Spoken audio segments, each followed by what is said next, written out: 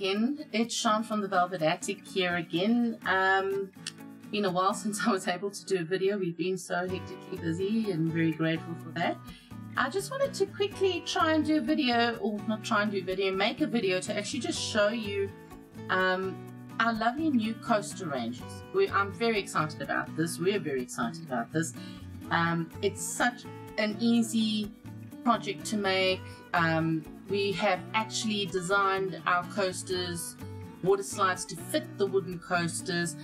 You'll be able to purchase the water slide transfer sheets from us, as well as the wood.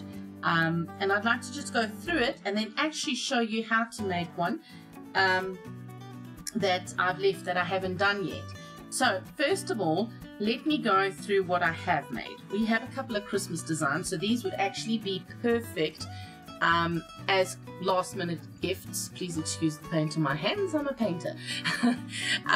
These would be lovely as a last minute gift or as part of your decor, you know, to use on Christmas Day and that.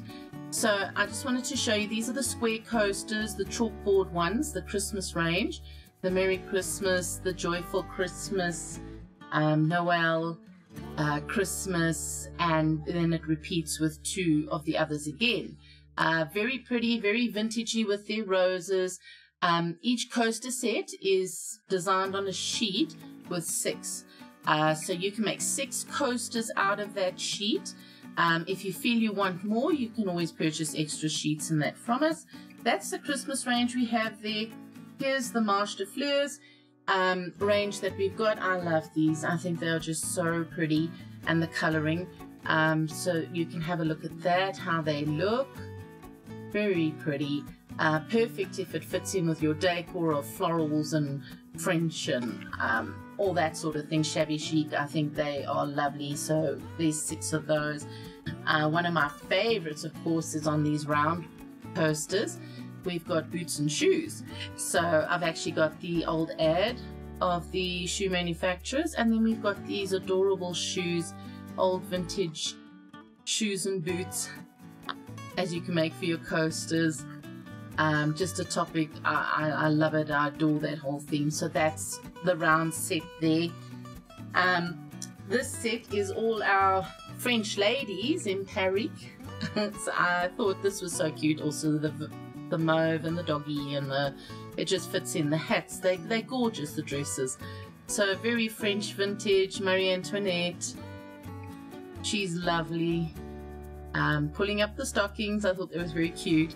And I've left one to show you today that we can make together. Now what happens is, when you order, you're welcome to order the coasters to fit. Let me show you a few other designs we've got. These here are our butterflies. I think they will be very popular. Butterflies are very popular, and I'm very fond of them too. So we've got the butterflies. We've got the roses on black. So the floral treasures. See that you can see everything I'm doing here.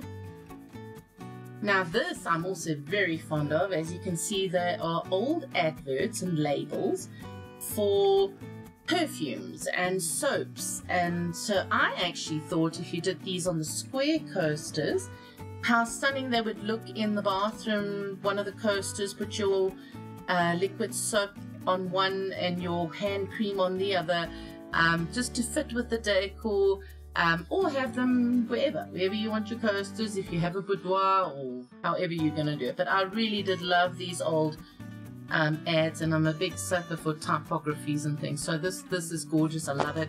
Of course, we've got our Paris and Eiffel Tower. You can see there, also with lovely vintage roses. And of course, we brought in some lavenders, always a popular theme.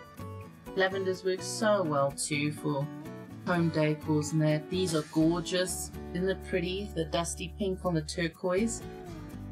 Very pretty. So these are other designs I just wanted to show you. There are more that will be in the catalog that we're putting together, that will be released with this video. So the coasters come plain. These are square ones here. These are round ones. The round ones we laser so they're accurate, because it's a lot harder to hand cut around. but these are perfectly sized in that, and then we print the transfers to fit the size. Now we do sell containers too. We have a stand that you can put round ones in, or you can put the square ones in. Now as you can see, you can actually fit 10 to 12 of these in. So very nice to fill them up, and you'll have them in a little stand ready. You could decorate the stand the same. If you purchase, you can always arrange with us and say, look, you're buying the sets, the 2 sets, but you'd like one for the front. We could always arrange something like that. So they work very nicely. The squares also work inside here, so you can fit them in there. There we go. Give you an idea. There's the squares. And then we also have the box that fits them. That you can get 12 in. So here's the box. You can decorate the box and you can fit them in there. The round ones can also fit in. So, oops, hang on a sec. Let's put them in one by one. There we go. Cutting corners. Okay, so you see they fit in lovely. And you can fit actually 12 in there, and then you could decorate the lid too, which you could actually then get an extra coaster, make it like that and glue it to the lid and give it a little bit of dimension, something different. And I love that idea. Or stencil around the sides you can do. And if you've got the round ones in the box, you could actually do the same thing with the round one and make one and put it on top. So it really is unlimited. You can just sit and make gorgeous things, and I think what we've all been through this year, our souls need to create. So this is where we're going. We've got these lovely coasters. They really are simple to do. I'm going to show you how to do them, and then I'm going to actually also show you something else. I'm going to show you how to do a bit of gold pen around the edges and some tricks to that, because I think the Christmas one could lend to a little bit of gold bling. I'm also going to show you how to cork your coasters, and you can apply the same process to corking the back of your box or the underneath of your stand too. You can use felt, but I personally am not a felt fan because I find it picks up a lot of fluff and debris with it. And the cork we use is actually a cork we sell, which is very fine, and it's not a thick cork, so it works really well for this sort of thing, and it's less likely to break as you work with it. So I want to get into this and start right now with you with this coaster, so let's get going. And here we need some space, so let me just clear some space here. And I will show you the differences between the cork when we get to that stage. So we're going to finish off the lady set. I'm going to make that one with you now.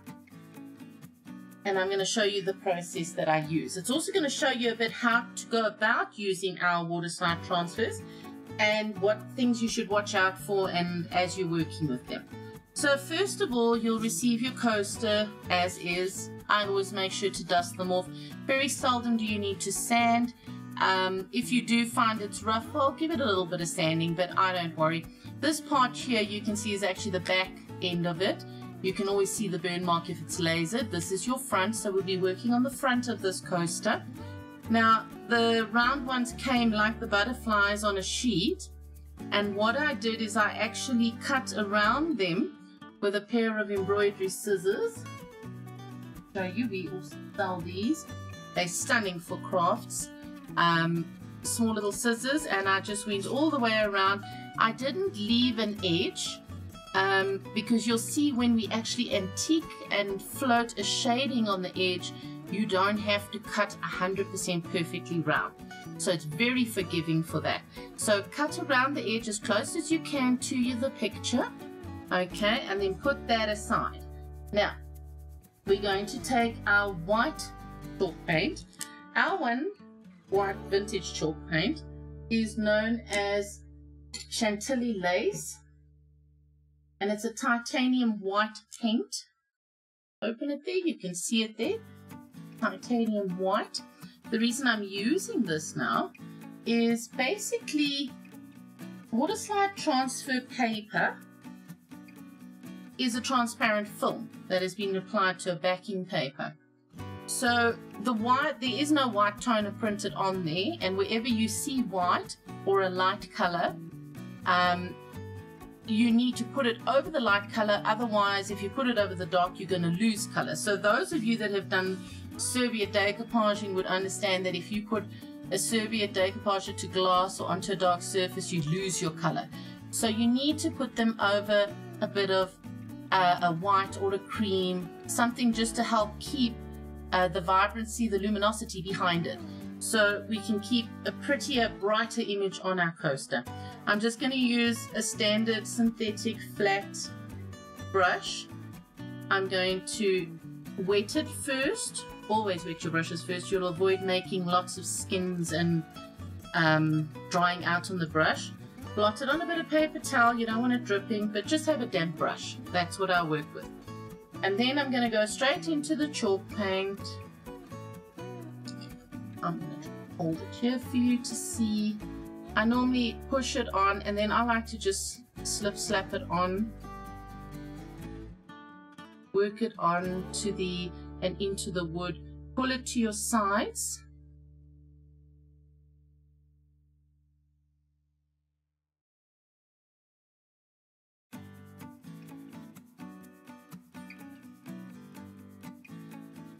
I don't mind getting paint all over my fingers, but if you don't put it down on a surface, you'll be fine too.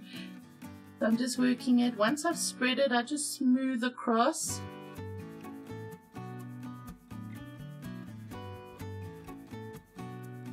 Just smooth it across, and then I'm going to put that aside to dry. I'm going to put a second coat on.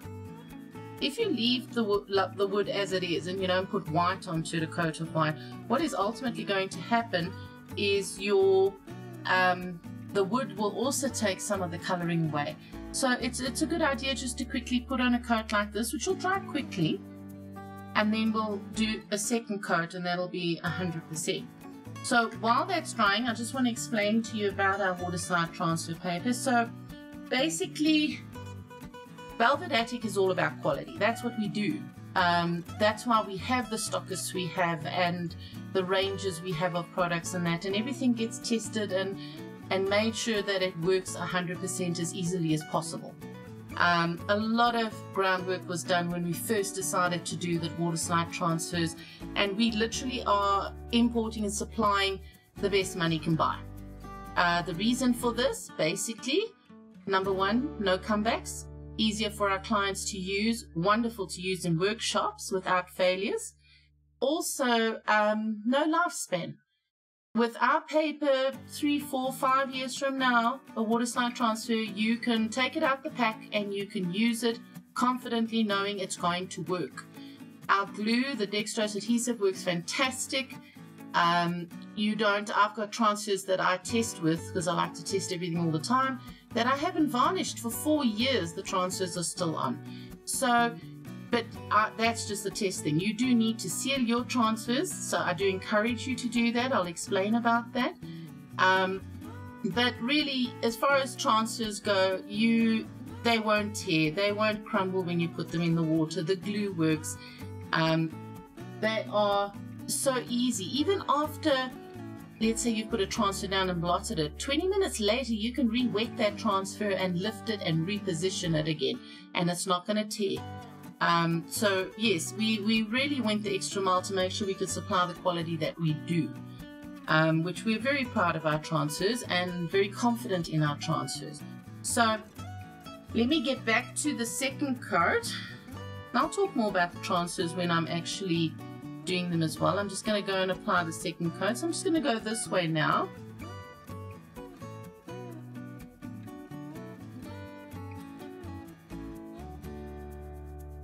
I'll pull it out to the edge.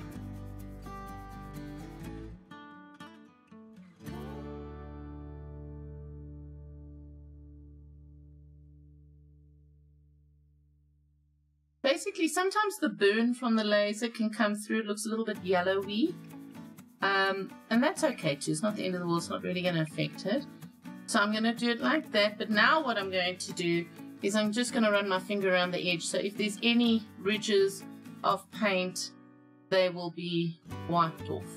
Okay, you can see on my finger I've pulled the ridges off, and I'm just going to put that aside to dry, and we can now rinse our hands and the brush. I'm using the brush basin here.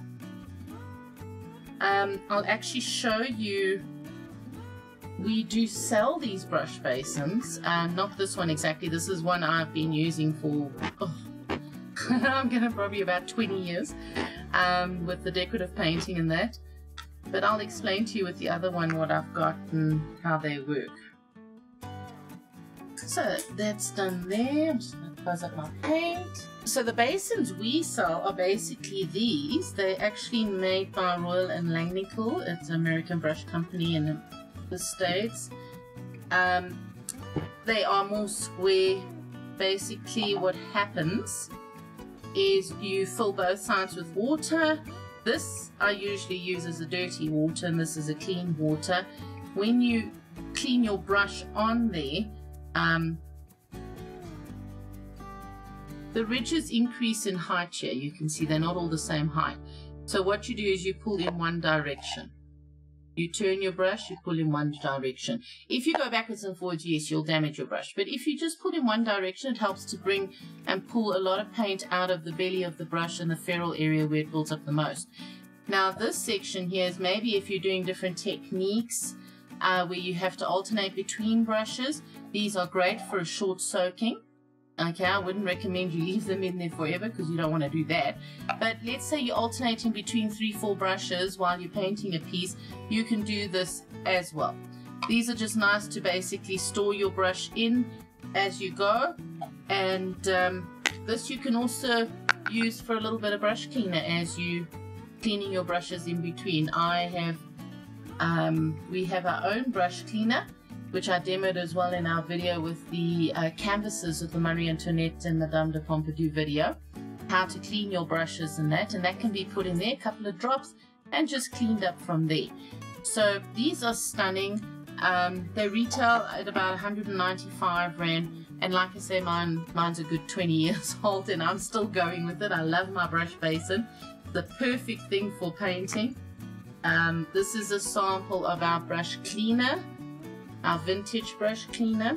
It's a 50 ml bottle, but when you use it, you only use a drop or two, so it goes a very, very long way. You're not going to go through this quickly, and just a few drops, it foams up. It's also brush conditioner, so really stunning product to work with. I've personally painted and used this product for over 20 years, so I've had hands-on with this product too. So that's our brush cleaner, and that's our brush basin. Then this is almost dry. I'm going to go on to applying the water slide to the surface. But before you do that, and I always recommend this to people,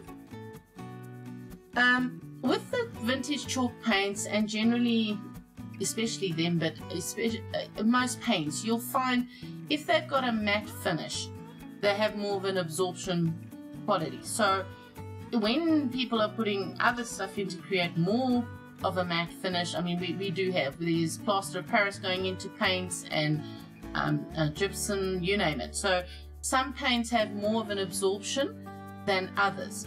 Now with Waterslide Transfers, you only get a certain amount of glue on your Waterslide Transfer. So what you need to do is make sure that you create a barrier, because you don't want that chalk paint, or if you're doing it on raw wood even, that's unsealed, you don't want that sucking away and absorbing all that glue before it won't work.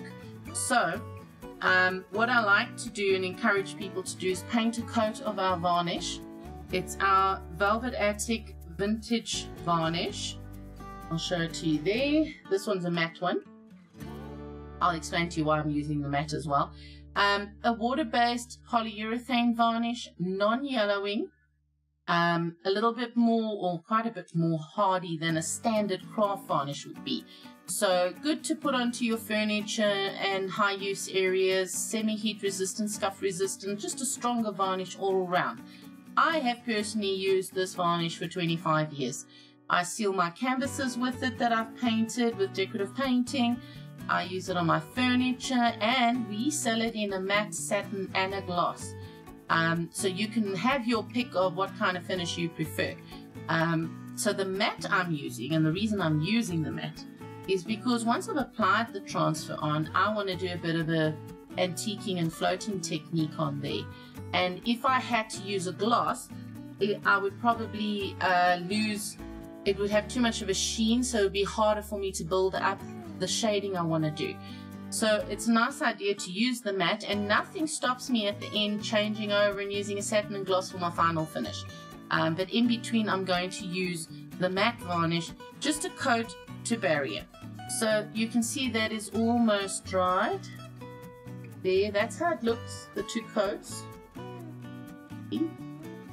Okay, so I'm going to paint on the varnish as well with a straightforward synthetic nylon brush, a soft one. Here's another one. It's a synthetic hair, but it's actually just colored, so it's not a natural hair. I'm going to dampen it first, always. Blot it on my paper towel so it's not dripping in water. Just have a nice damp finish. Then I'm going to take our varnish up, work straight from there, pick up some varnish, and I'm going to paint a coat of varnish on. Just one coat, one is all you need. I'm blobbing there on my table. So just one coat across, smooth it out, don't leave any thick ridges and blobs. You'll see it's quite a runny varnish. Had a lot of compliments on our varnish. People love using it. And you don't have to use a lot, and it goes a long way. So there's my one coat of varnish.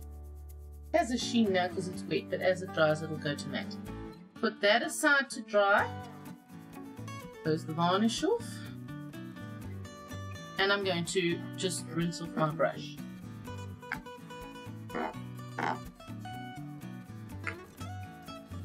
Then I'll put that aside.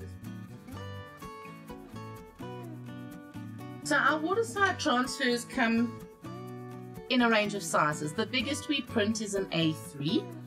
An A3 is basically a double of an A4. Those that aren't sure. So here's an A4, standard paper size sheet. A3 would be two together. So we can print up to that size as well. And then of course we do the A5s, which are half, and the A6s, which are quarters, which we sell individually as well. So we have nearly 400 designs in our catalog. And there's just so much options you can choose from. It's quite amazing. But the coasters one's going to be lovely. It'll be a catalog on its own. You'll be able to look at all the designs that go with it, with a price list, and you can decide what coasters, if you need coasters or not, you know, to purchase and order from us. So your next thing you're going to need is a little tray or a bowl or a bucket or anything that you can put a bit of water in. The most important part of Waterslide transfers is that you use a container big enough for the transfer you're using. So for example, if I was doing a full-size image of my A4, this wouldn't be big enough. Okay, but an A5, which is half of that, that would be ample. I could use that, but I would have to go bigger. And yes, if you don't have a very big flat container, you can use a bucket. Obviously fill it up and then let it curl in the bucket that way, and you can work with it from there. And we don't leave it in the water too long because we don't want it to come off the backing paper, because we also don't want the adhesive to wash away. So the whole point of Waterslide transfers is they were designed for your model crafting, model hobbies. You'd build your model car or plane and you'd put these decals onto them, and that's what the Waterslides were designed for. So they were actually designed for items that had no tooth, were non-absorbent, plastic, glass, those kind of things. But of course, with how things adapt and how we're all going with this water slide, with chalk painting and everything, water slides are adapting into new avenues and where we're going to use them and that, and right down to actually putting them onto a bought glazed mug and baking it in your home oven. You can do so much with them, and I think the only limitation you would have is in your mind, really, because you can just create from here. And then obviously just make sure you've pre-cut everything and that you allow your varnish to dry. You can't work with it while the varnish is wet. You do not need the varnish to help the transfer adhere. The glue itself on our transfers will stick beautifully. This here is an example, I'll just show you, of a mug. This was a typically bought Checkers mug. I think I didn't even pay 20 bucks for it. Quite a long time ago. The trick with it, what did I do? Well, basically I cleaned the glazed mug first with purple methylated spirits. I wiped it up and down. It's great for removing oil residue and excess oil and that. But then I leave it to air dry. I don't wipe it dry. And then I apply it in the same process you'll see Nana on the coast. I apply the same thing here. And then once it's on and everything, I'll leave it maybe overnight, and then I will bake that in my home oven in the next morning. And what you do when you bake it, I'll tell you here as well, but I will do something with the video sometime with it. But let me just explain. So you make sure all the water's out of it. You leave it overnight.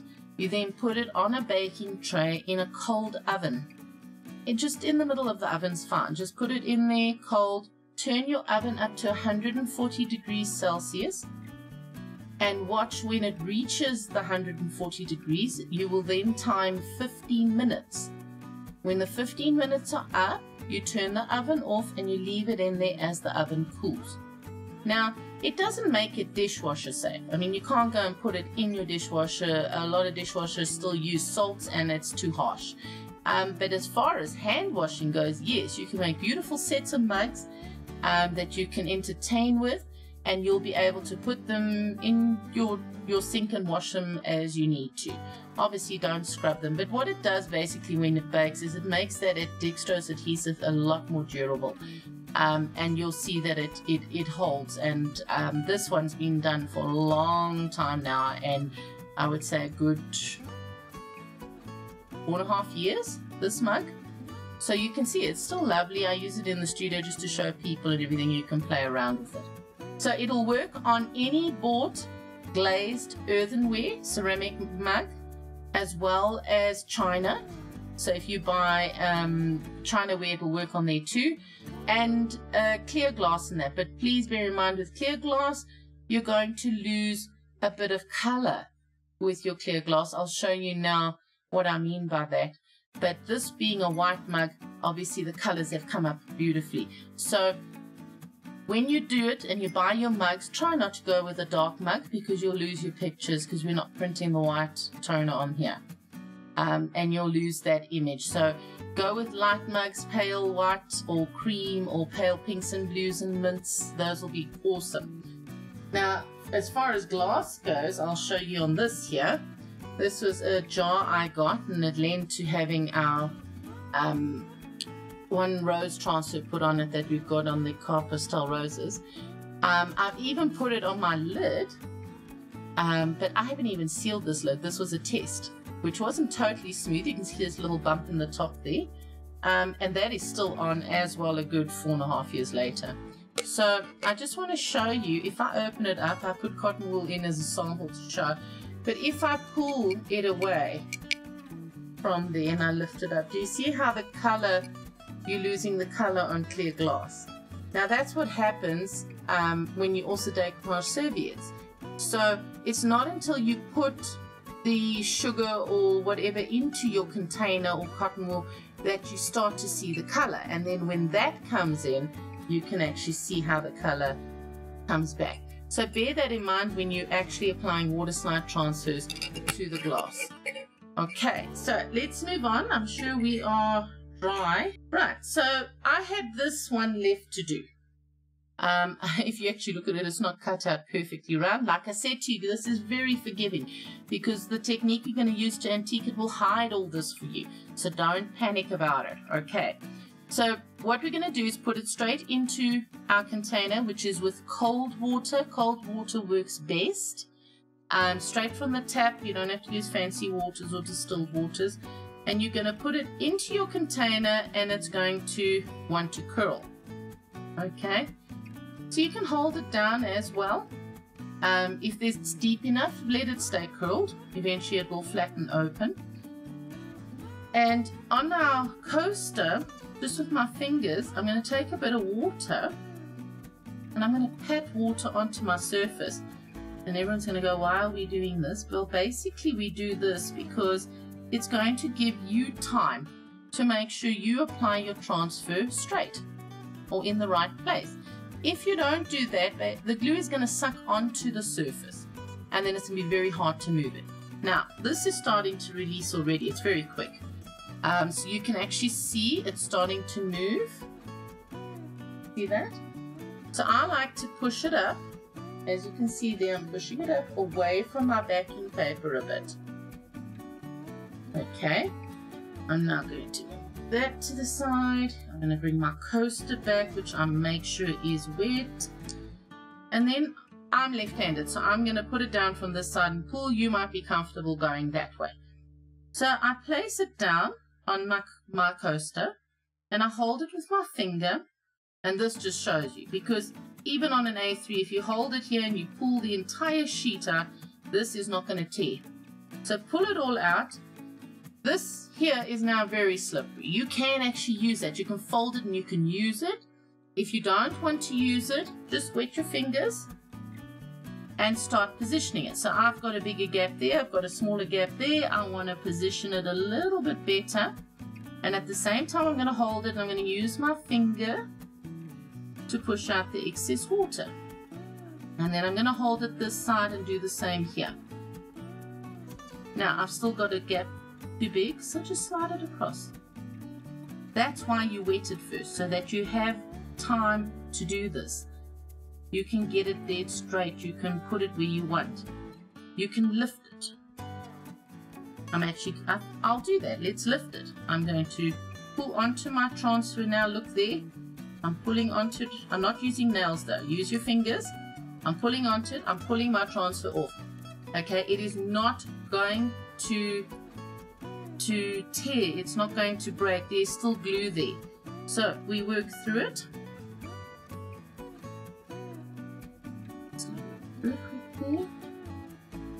Push it out. On our bigger pieces, you can take these dishcloths you get on a roll. You can wet them. You can lay them over your transfer, especially when you come to A3s and A4s. And you can take our hard rubber rollers and you can roll our transfers as well. That is how durable and high quality our product is.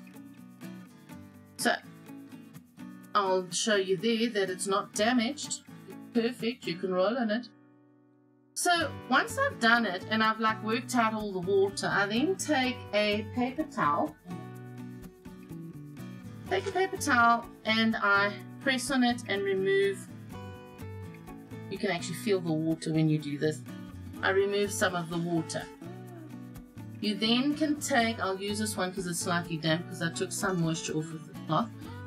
The damp part of this is actually very nice for this stage. I like to work with it there, but you could also use that green cloth like I showed you damp as well. And you just pull from the center and you double check that you have got all the water out. One of the biggest user errors you'll find with Waterslide transfers is people don't spend the time at this point making sure it's all out. They focus more on the outside edge instead of the middle edge, So they focus here and then there's still water here. Now what starts to happen is eventually that water needs to escape. And it can't because this is stuck down, so it makes a bubble. Okay, so spend the time. Don't rush it, just spend the time making sure you get this all down.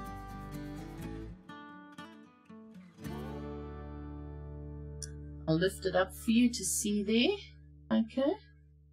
You can see there. I like to turn it and see that there's no little horseshoe gaps on the edges, because that can sometimes happen. And just check that that's all okay. And basically that is your transfer down, and that's how you would do it with nearly everything. Big pieces, the whole story. But the big pieces like the A3s and A4s, it is actually quicker to put the cloth down and roll it. But make sure your cloth doesn't have creases, it's laid out smooth. That's the trick. So here's our coaster. Our coaster is now going to dry, and I'm going to tell you that it doesn't have to dry very long, and you can apply your varnish straight away. Now everyone's going to say to me, why are we varnishing again? Well, basically because I'm going to antique my edges of my coaster. And to antique the edges of my coaster, I'll show you on one finished. You can see there I've darkened it with an antiquing, right? So to create that effect, I have to use paint with water. Now, if I go and put paint with water straight on an unsealed transfer, the water is going to reactivate my transfer. So I need to just put one coat of varnish down so that it creates a barrier again and allows me to float as much as I need to, and it doesn't matter how wet the transfer gets. It's now sealed and I can do what I need to do on top. I can stencil, I can distress, I can antique, whatever I need to do on top I can do now. So I'm going to paint, well, I'm actually going to paint straight away, but you can wait 15-20 minutes. But this is literally perfect. You can also feel it. If it's very cold, it's also still drying. Okay.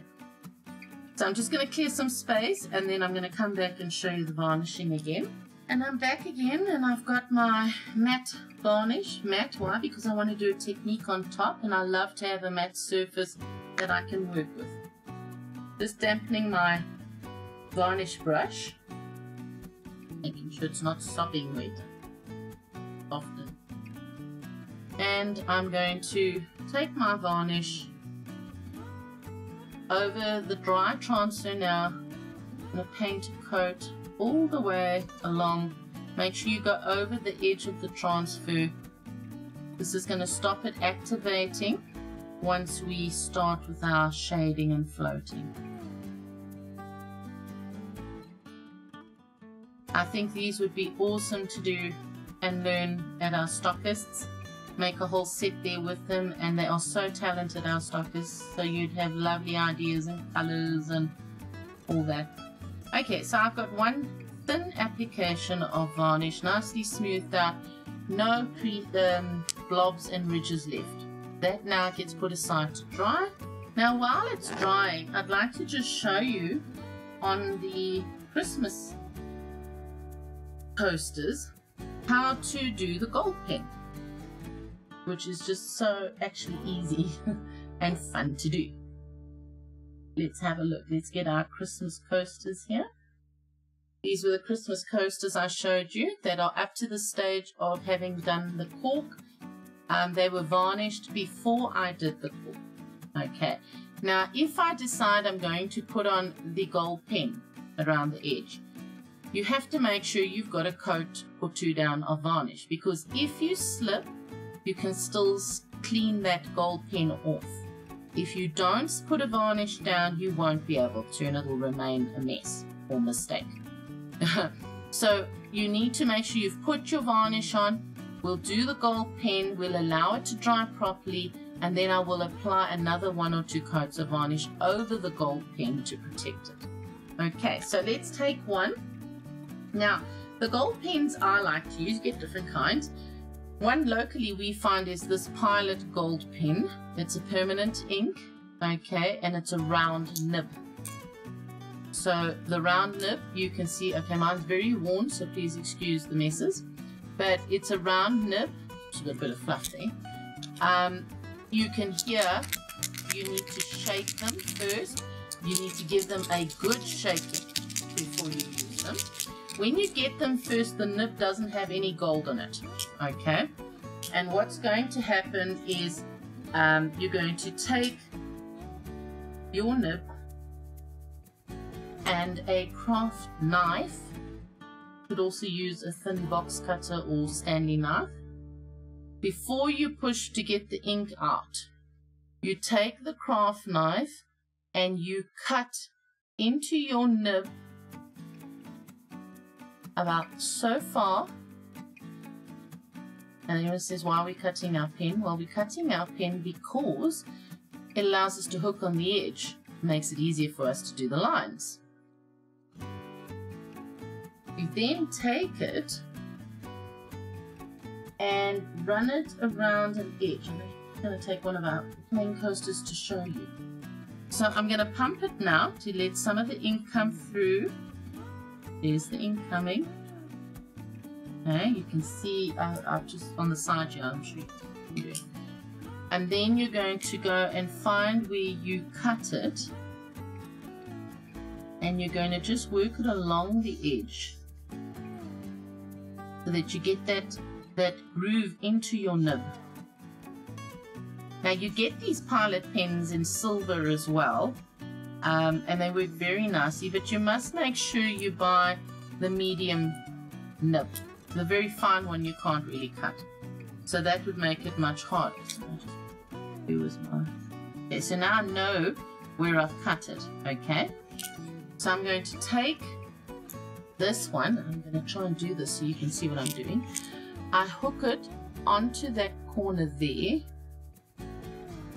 and I run along my edge, and you can do it again. If it's a bit dry and you're running out of ink, pump it on the cloth again to get it going again. I'm going to come here. I'm now going to run it along there. Don't touch it. It's going to take a bit of time to dry because you'll smudge. If you slip and you need to clean it, then all you do is take a little bit of terps on a cloth with your nail and just clean and wipe it off and make sure it's dry, and then continue again.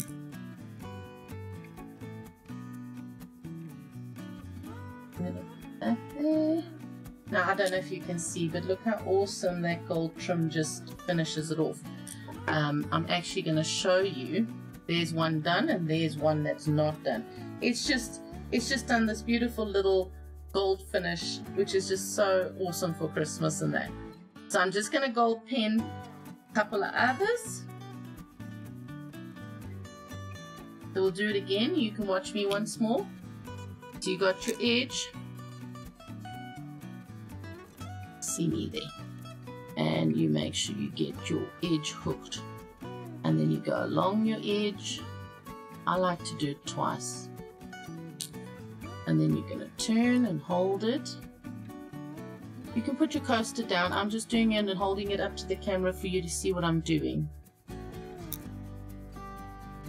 So if you need it down for stability, that's 100% go ahead. And I don't push hard because I don't want to pump gold ink out while I'm busy with it. I just hold it there and I slide it along that ridge. This is a lovely little thing you can do on anything, on boxes. You could trim it around your routed edges of your boxes. There. Where's my... So for example here, you could run it up there. You could go around the edge there. You could catch on this routed edge here, there, and even there. So you can pretty up the container too, or any boxes in that doing this technique. You can go on the round ones if you want. It's just a wonderful technique to do. I'm just going to quickly go around again. And I will finish the others later. I'll just finish it this one. And once they're worn in and they've been going, they go a long time. You do get other brands of them. I see we used to bring them out, but you do get them now and then at shops called Zig pens. But they got a different nib. It's actually an angled nib. But you can also make a little slice in it, and it works perfect for doing edges and that. So that's how you do gold pen. Now obviously that has to dry, and it would have to dry a good half an hour to an hour before you varnish it, so you don't smudge and move it, and then it should be perfect for sealing over again. Right, so with our transfer here, remember I've now applied the transfer, allowed it to dry, painted a coat of our vintage varnish in matte, a matte finish. I've allowed that to dry. I can feel it's not sticky, it's not cold, it's perfect for my next stage. So for my next stage, I'm going to start the antiquing, distressing technique, which we want to create. Like we did on this one, give it that little antiquing effect to finish it, because just to leave it like that I think is a little bit bland. So let's liven it up a little bit. And for that I'm going to take one of our very popular vintage chalk paint colors. It's our Art Deco. It's a burnt umber brown, but a cool one. It's not very dark at all, not very warm at all. It's actually a cool brown. I'm going to take a little flat synthetic nylon brush, dampen that,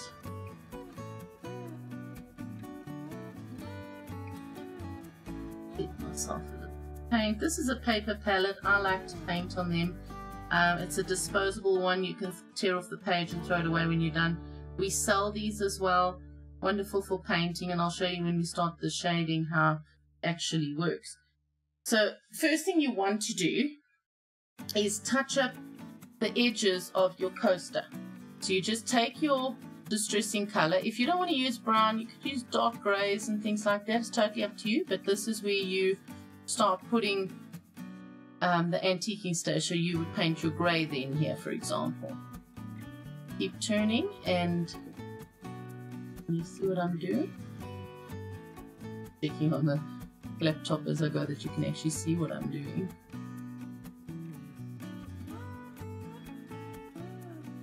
Okay, I'm going all the way around here.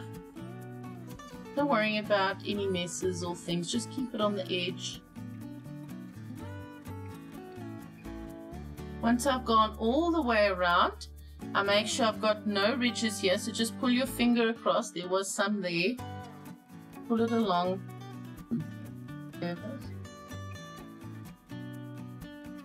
And then just get that ridge off. Then turn your coaster over. Now, when you're going to cork, the cork we use, the thinner one, stretches as you apply it. But sometimes on bigger boxes and things like that, or even on a coaster, you could be a bit short. So I always say to everybody, the best thing to do with this here is paint a thin edge of the color along the back. So if your cork runs a bit short, it's really not going to be noticeable. You're not going to see the MDF there, the yellow MDF or the burn. So just give it a little coat. One coat's ample. It doesn't have to be a solid coat. It just needs to have a coat coming around it. It doesn't even need to be as broad as mine. I'm just spreading out the excess paint. It can be a thinner edge to it. Okay. Smooth it out, no ridges. And then we'll put that aside to dry, and I normally balance it on a bottle, just let it dry for a few minutes. Now while it's drying, I want to pull out a bit of paint so we can do the shading process.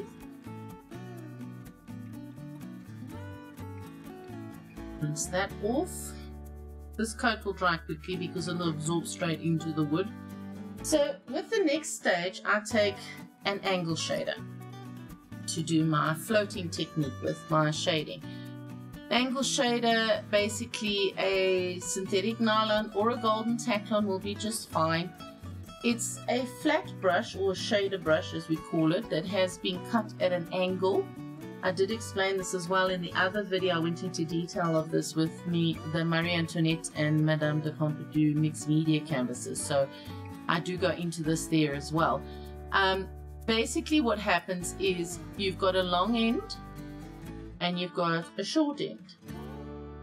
Now, the long end is what we call the toe. Think of a foot. We've got the toe on this side. We've got the heel on this side. We're going to be loading our brown color on the long side called the toe. And we're going to blend it so that by the time it gets to this side, there's no color anymore. If you get color on this side, you need to rinse your brush because you're going to have a double black band around it, which is not actually what you're trying to achieve. So you'll see when I blend it what you need to do with it. This I think is already dried, so we can actually turn it. So you're going to dampen the brush first, the angle shader, blot on the long side. If you can see what I'm doing on the long side, I'll turn my brush a bit there. We're going to pick up some paint, lift it again, so, and then I'm going to hold it that way, the toes away from me, and I'm going to blend it. Now if you don't have a paper palette, don't panic. If you have any loose glazed tiles around, or a piece of glass, or a saucer, anything like that will work. Now I blend it backwards and forwards because what I want to do is I want to get this blend of color from strong brown to transparent on that end. If your brush, I'm going to accentuate it here, starts doing this and splits, it's an indication that your brush is too dry. Can you see the split?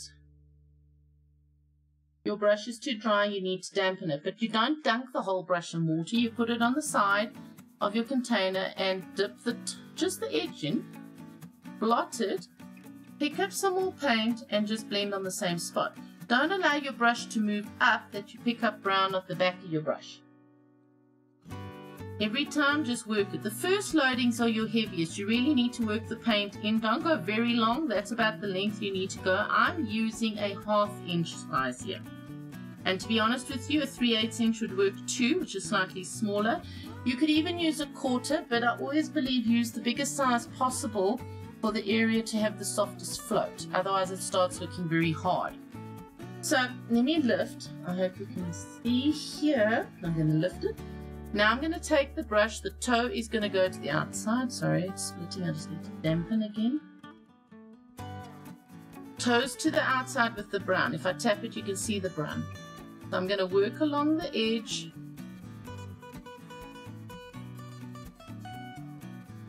Floating. Smoothing it out.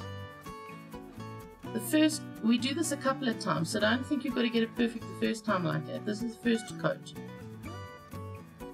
I'm going to pick up some more paint. I'm going to carry on around. I'm going to smooth it. Smooth it. Oh.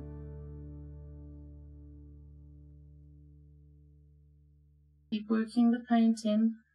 Now you would be doing a set, so what you would do is you'd put this aside now and work through the others, and by the time you finished with your 6th one, this is dry enough to go back to again. So I'm working with one, so we've got to give it a little bit of time in between, but I can see it's already drying, so I'm going to come back and I'm going to start working it stronger. By stronger I mean the second coat. I'm not actually making it stronger necessarily in my brush, it's just because I'm applying second coats of floating over it.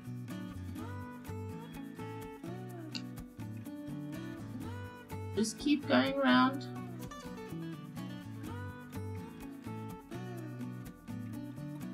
Just keep it soft and smooth. You don't want to see any blob or like line like that, or just smooth it out because you're creating a distressed antique look. Every time you need more water, put the tip in, tap it on your towel, blend again. I'm just going to blow in it a bit. And then keep going.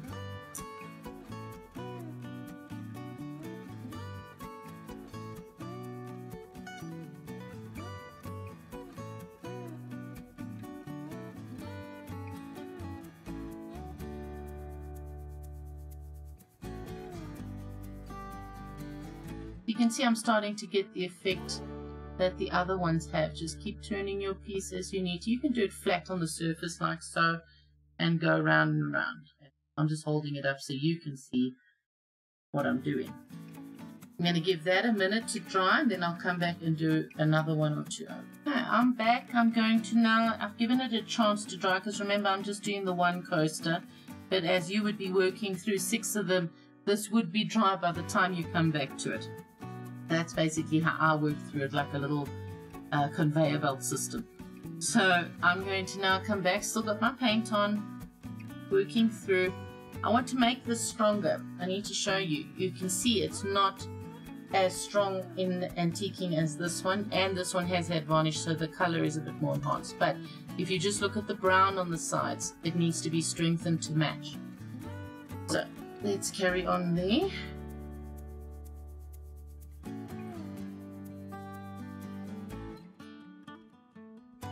And we go around again. That's, now you can see it's starting to take nicely now. So it's going to hide even that imperfection where maybe you didn't cut the circle 100%. I didn't. So it's very forgiving to just go and antique these now around like this.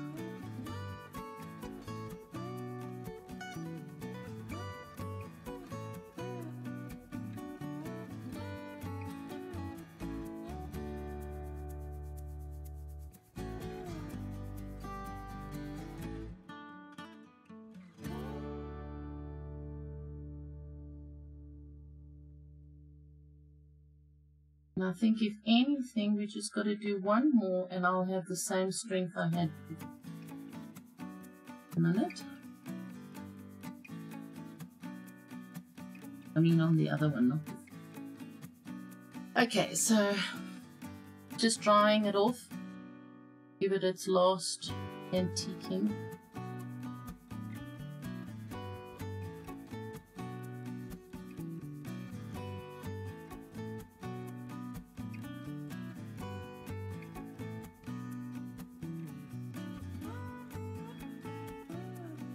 If you find you come too far out, just use the back of your brush and smooth it in where it's clear.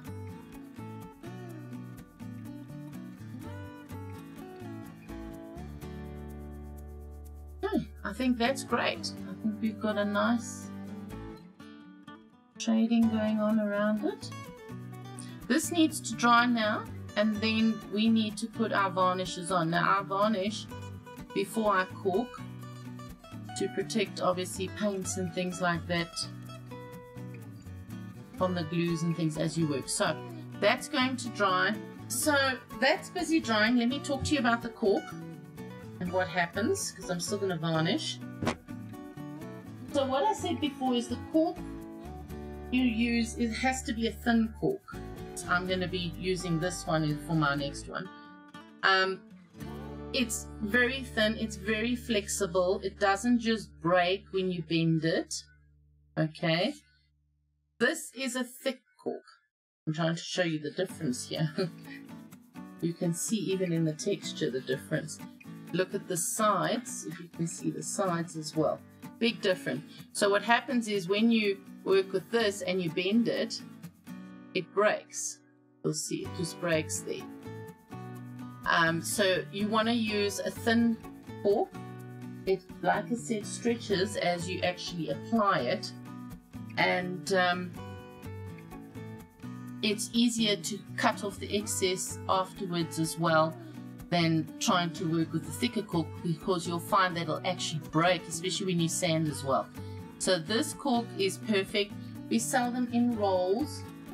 They come, it's a bit long, but let me just show you. They come in rolls like this, quite a broad roll, so you can even use it on your big tea trays and boxes and that as well. So this is how they come, and yeah, we do stock them and they're available to purchase. So I'm going to varnish this shortly, but I thought while I'm waiting I will just quickly mark out my cork. As you can see, I'm using the excess there, so it works perfectly.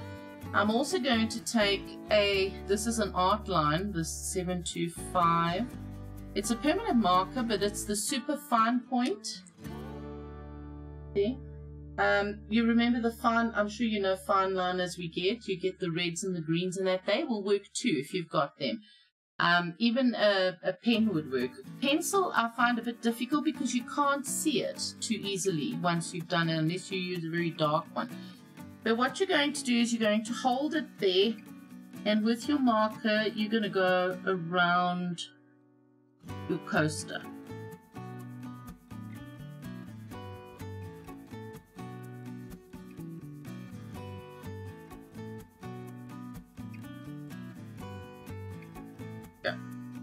And you're going to mark out where the coast is. You do the same for the square ones.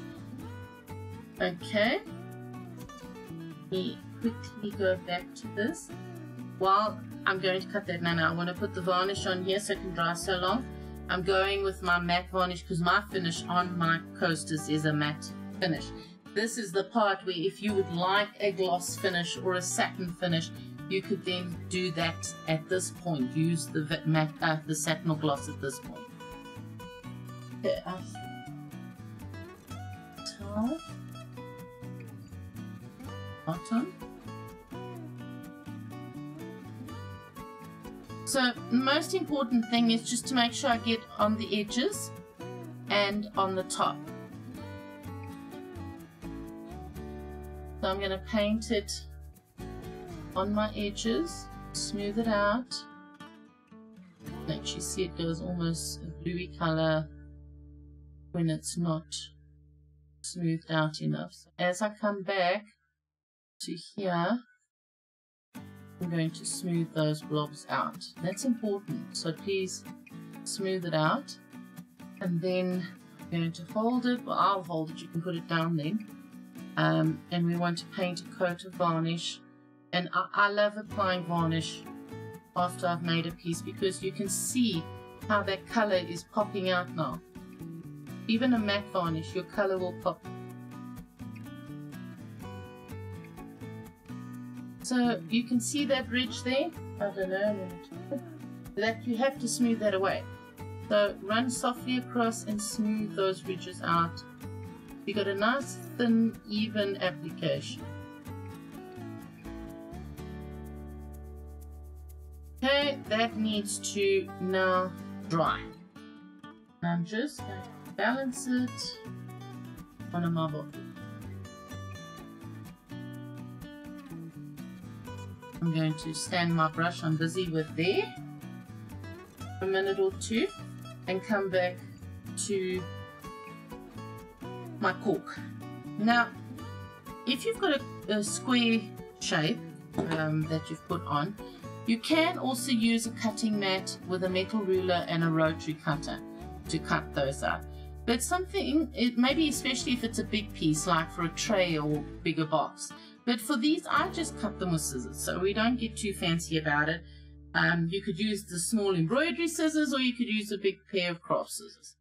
So you're going to cut along that line, and I would say the most important thing is that you cut the line away and you don't leave the black line there or red line or whichever pen you use. So make sure you do get that off. I'm just going to go around. You'll notice I turned my cork, not my scissors. Same with paper. If you're decoupaging, turn your paper, not your scissors. Nice around. Pretty much how I cut them off the Waterslide transfers. Okay, so here is our round piece of cork now, which we'll be using to cork the back of our coasters. So the coaster is still drying, and then I'm going to come back and show you how to glue it to your coaster, how to trim the edge, and how to sand it to finish it off. Okay, so we're back here. I have applied 2 coats of the matte varnish to my coaster, and I've allowed each coat to dry. So there's nothing on the back, but you can see it's quite rich now in coloring.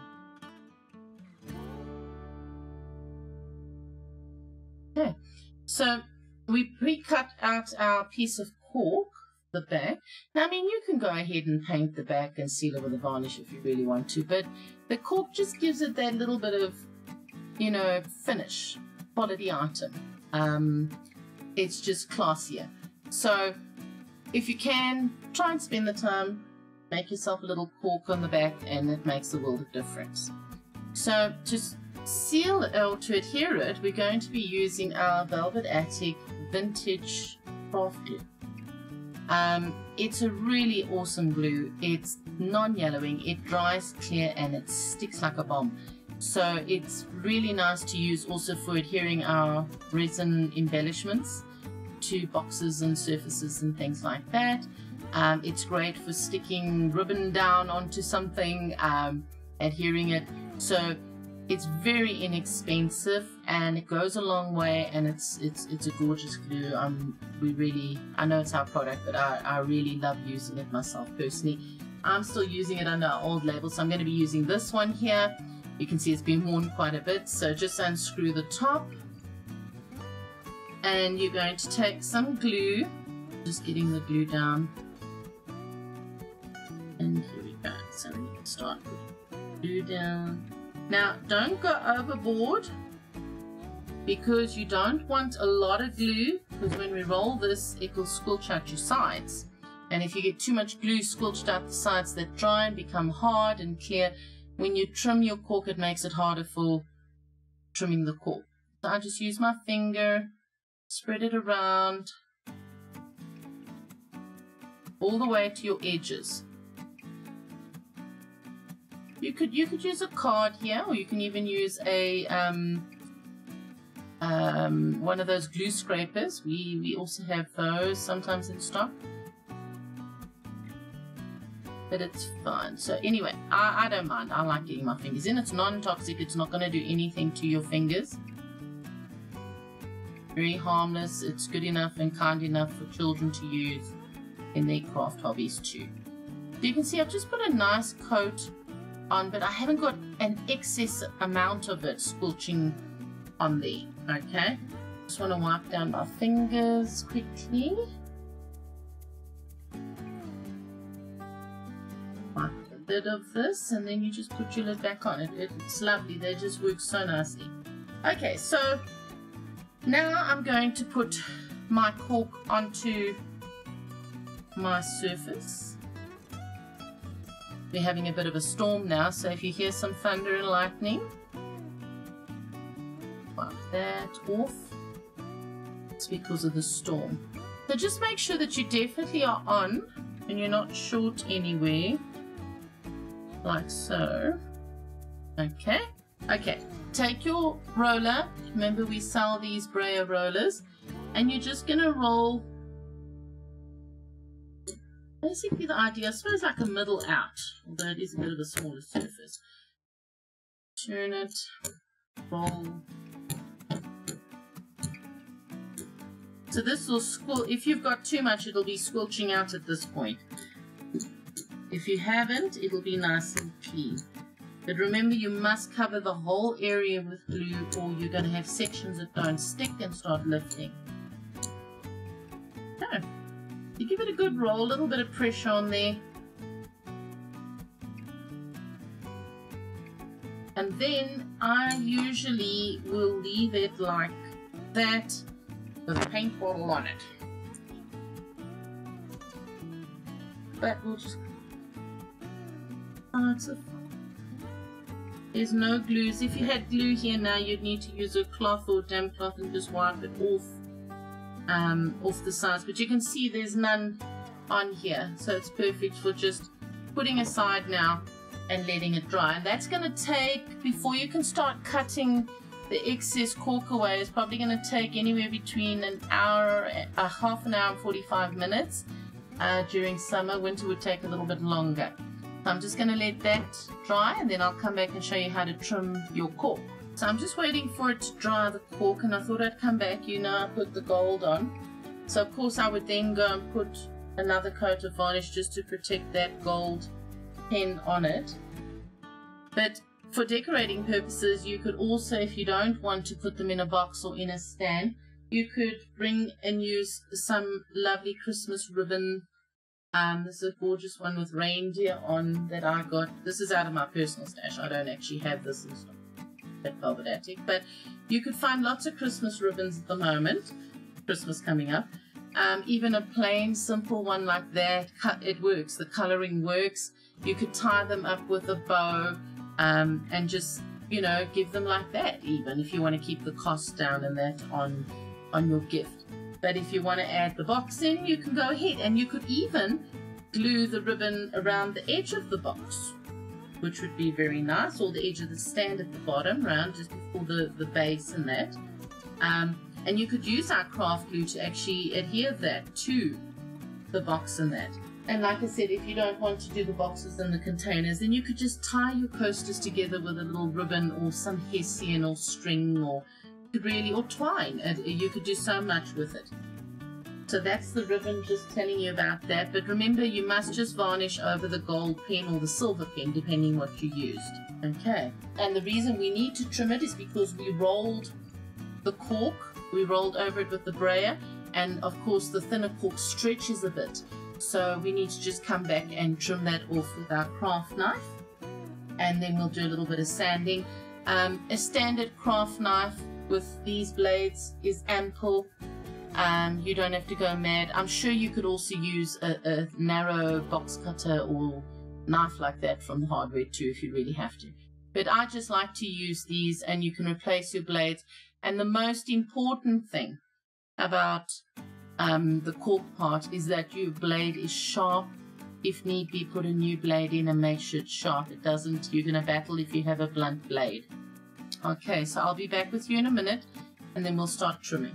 Okay, so we're back and we've allowed our cork to dry, and obviously you would do, excuse me, you would do all your sets, all 6 or whatever you're doing at the same time, and that'll be quicker. I'm just doing the one to show you today. So as I said, we've got our craft knife.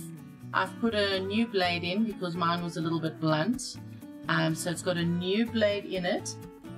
The cork, you can feel as well if it's cold, you know it's not dried. But give it its half an hour, 45 minutes. If you don't, and you start cutting it while it's wet, you're going to have a problem because it's not going to cut off and slice properly. But then you'll know as well, and you'll put it down and let it dry some more. But we're going to start now. I'm going to try and do this so you can see from here. I'm going to take I've got the cork facing me. So it's the same idea when you're right-handed. I'm left-handed. You would be working with your right hand from this side and having the cork towards you. So have the cork towards you and have your knife at an angle, and then it's a sawing action. So I'm just going to do this. You start sawing. Don't try and push it through, just saw. At an angle, you can see it's lifting there. If there's hardly any, I think there was a section there. You can see there's hardly any that's got to come off. Don't worry about it. Just move on to the next section.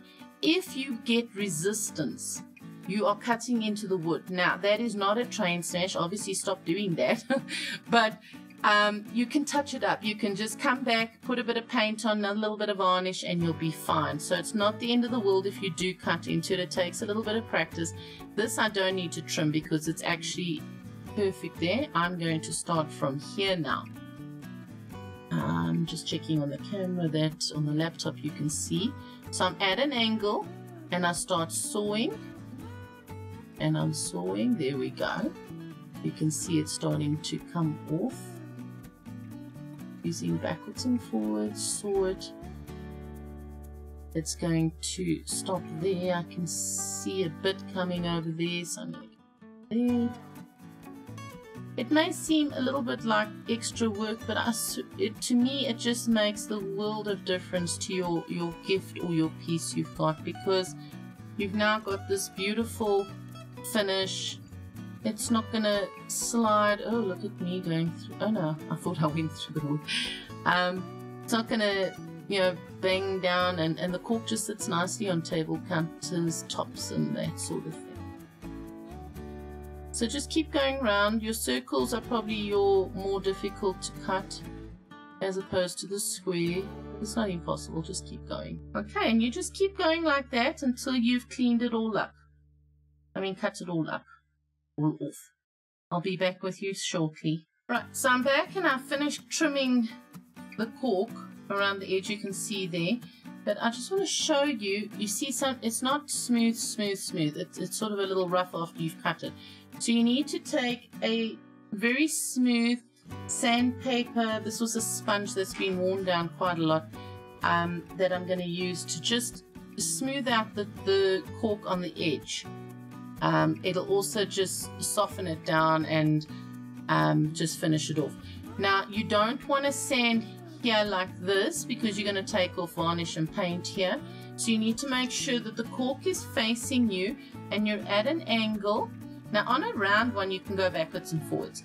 On the square coaster, let me just show you here, you don't want to go backwards and forwards there. You go from the middle one way and the middle the other way.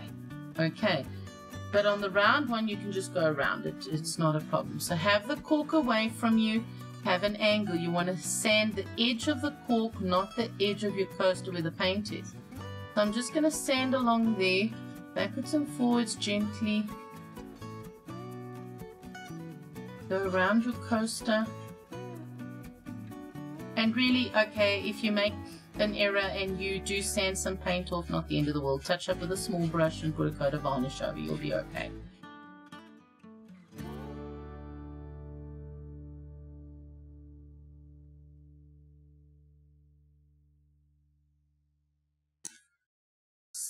Dust it a bit.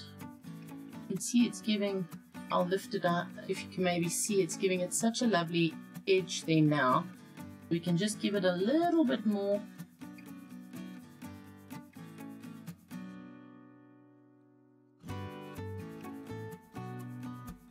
And this really does finish your piece. And this is how you do it underneath, or cork underneath boxes and trays, and always a lovely finish. If you're not going to put feet on your box and on your tray, then try and cork it and give it that end. It just works so much better than felt does, and felt picks up every little piece of fluff and hair and debris. Okay. And that's basically it. Oh, there's a little bit. Okay, so there's our coaster. This will have a bit of dust flying around. And there's our coaster with the cork on, beautifully finished, ready to use. The varnish, remember we've used our varnish, which is a polyurethane, a water-based polyurethane. It will be fine.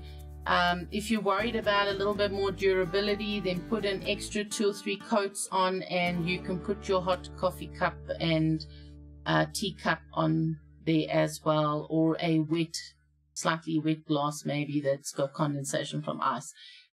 It'll be fine. What's nice too is if you want to just clean them up a bit, you can use a bit of furniture polish to just clean them up and put them away when you're finished and your guests have left. So I'll show you the complete set of ladies. I know I've got a very sandy or dusty work area. Let me just show you here.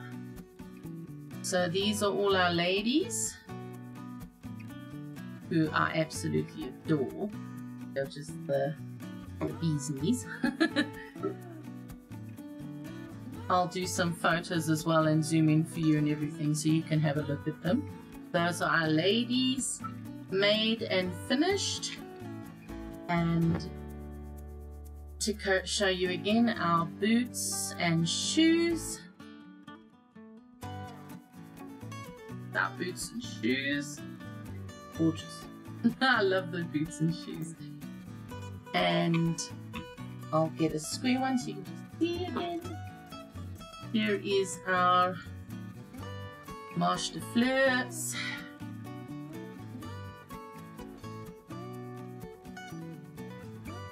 Now you'll be able to order these transfers from our stockists as well as the coasters. I'm sure a lot of them will keep them in stock.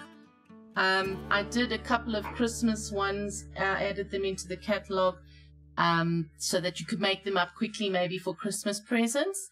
But we'll have lots of other designs that aren't Christmas that you can make throughout the year, and just make gifts for families and loved ones and that. So the Christmas ones I'll show you now. The gold pens have dried, and I'll do some varnish on them shortly to finish off, but I've done the gold. So here's our Christmas one, or one of the Christmas ones that way. There's our Christmas, and I think that's just lovely to put on your table or to give someone very special. I hope you've enjoyed the video. I hope you have learned lots in the video. I will do my best to get more videos out to you guys. We've just really been so busy and gratefully busy, and trying to get all our orders out to our stockists and that. But if you have any questions, please feel free to contact us or contact one of our stockists, and you know, get your coasters, get your water slides, order them now, start making.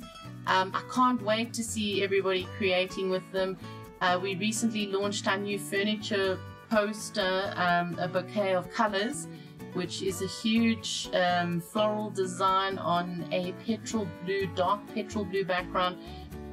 It's just recently gone out to our stockists, and I'm dying to see people making goodies with those. It's very rewarding and very appreciated, and I love that. So I hope you've learned lots. I hope you enjoyed this. I will make videos soon again of other goodies. If you need to contact me, that's fine. My contacts are all there. I'll see you on our Facebook page. Sign up to our newsletter. Keep in touch. Remember, we have a group as well, so join us there. And I'll chat to you soon. Happy painting!